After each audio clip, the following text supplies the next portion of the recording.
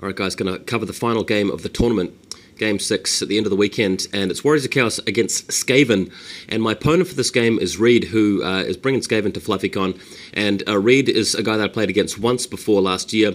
He's considered by some to be the best player in the country that I play in, New Zealand.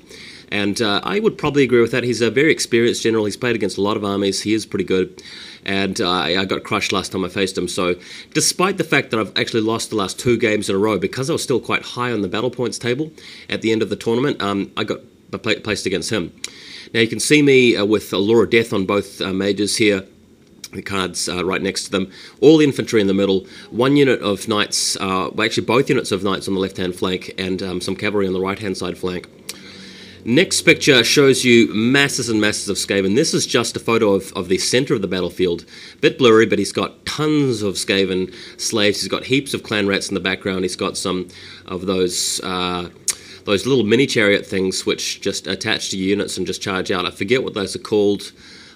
Doom flayers or something like that. He's got some rat swarms. He's got some plague monks. Going to the next photo, you've got the picture of his other flank here with rat ogres, more slaves, some gutter runners, rat packs.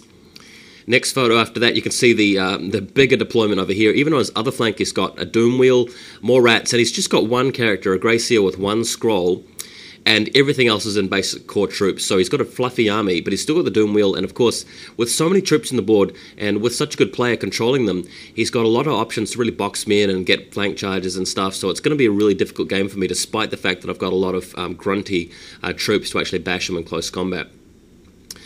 Next photo, I take the first turn and move out on either side of the wood with the knights. So 1 unit of knights going to the left to try and destroy the rat ogres and everything else on that flank, and the other unit of knights going straight to the middle, ready to charge into those plague monks and do some damage. In the meantime, infantry moving up and cavalry just flanking everything.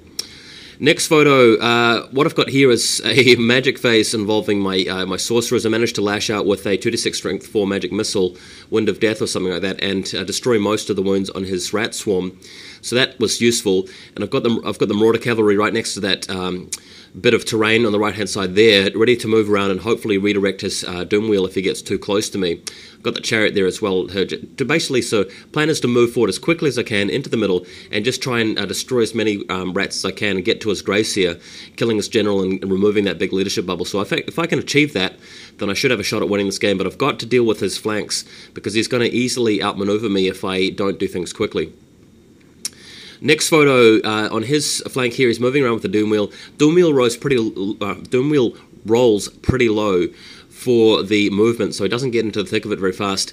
He's just moving all of his guys around the building here just to take the flank, set up positions to get around behind me later on in the game, which is pretty smart. I mean, these units here in the photo don't really cost that much, so he's getting basically free position out of them.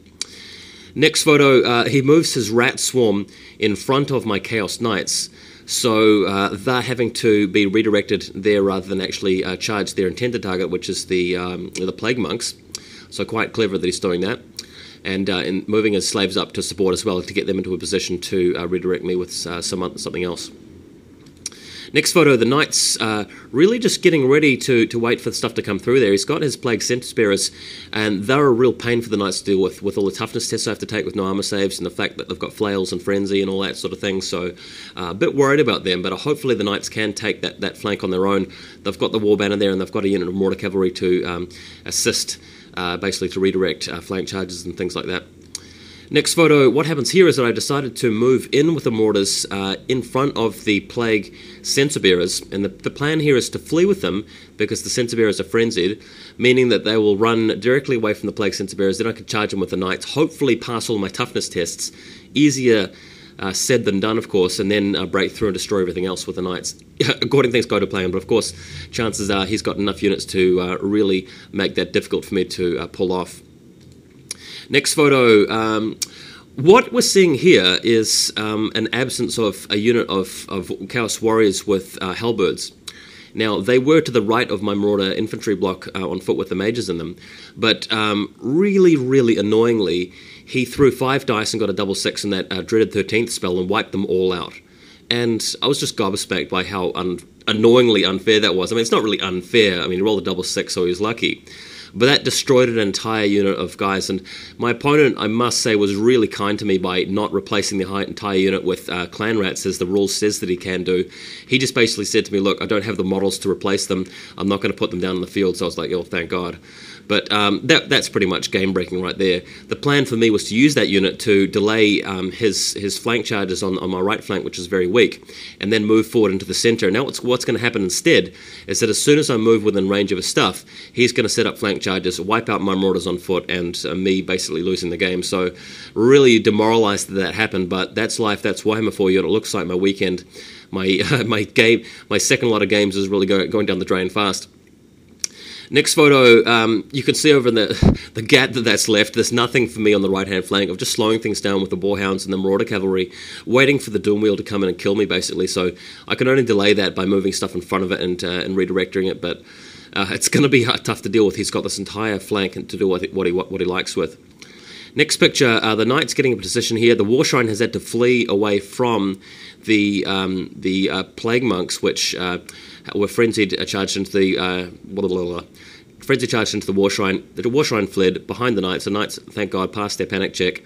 The reason I did that is because the Warshrine had charged his Plague Swarm, sorry, it's not Plague Swarm, it's Rat Swarm, which was in front of my Knights, cleared that out, and then moved forward, and then ran away from the Plague Monks. Hopefully you guys follow what I'm talking about. The Warhounds have fled as well, but now I'm in a good position to charge his Plague Monks with my Plague Censer Bearers, that is, with my Knights with the War Banner. Next photo, what you've got here is that the way is cleared for me to get in here. I've got the Knights in the left-hand side of the photo, able to basically charge the Plague Monks, which are in the forest now, pulling off a maneuver here where I can move forward, and then, so basically imagine the Knights in the foreground of the photo, moving forward about, say, 10 inches, and then wheeling around to the left, and then making into contact with the